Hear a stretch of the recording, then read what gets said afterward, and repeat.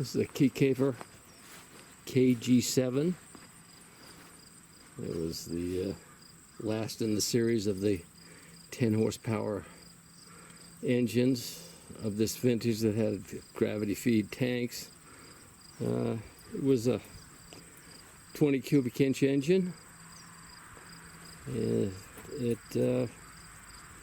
weighed around 63 pounds, had a very high power to weight ratio. This particular engine right here was made in 1951. It was available from 1950 to 52. It was a fast engine. They weren't great at starting, but they came with two different magnetos, the Bendix Scintilla, which is very problematical, and the Phelon, which this has in it now. It didn't have originally, but it does now.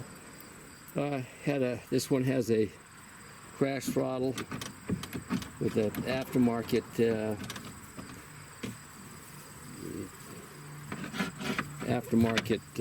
hookup for a snap throttle, like right here.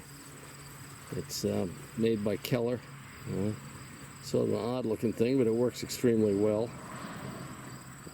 Mercury provided the on the KGs. They had this part right here which was made for their twist grip throttle accessory they had for this engine, and another accessory they had was the screwdriver. This one right here came with a screwdriver, so you could take off the bottom shrouds, which are already off of this thing. The bottom shrouds are pretty rare because they were usually taken off very quickly by race guys racing in ponds and whatever, and thrown overboard or lost or whatever. But they're rarer than the engines, and probably worth more than the engine itself is. This one is the series that had the forged clamp brackets and a forged swivel bracket. I didn't realize that they were forged on these and not on the earlier ones. I know the KE7 was all cast, but I guess the KF was where the change occurred halfway through production.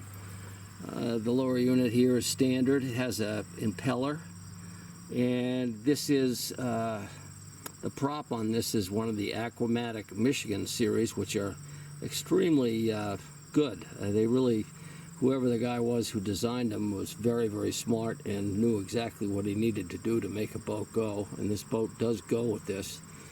In a crisp fall day, it'll do 34 miles an hour. In heat, no, but when it's cool and dry, yes, it does.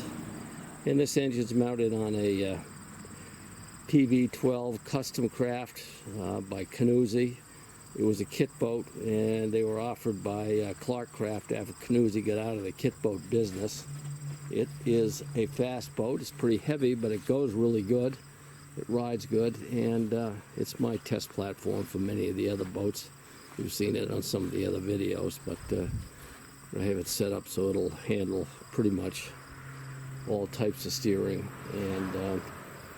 and controls and so forth. You can see the mounting holes for the typical full gear shift ones on the other side, and it goes good. But the engine itself, this one runs very, very well. Had no trouble with it since I converted it to a Phelon ignition.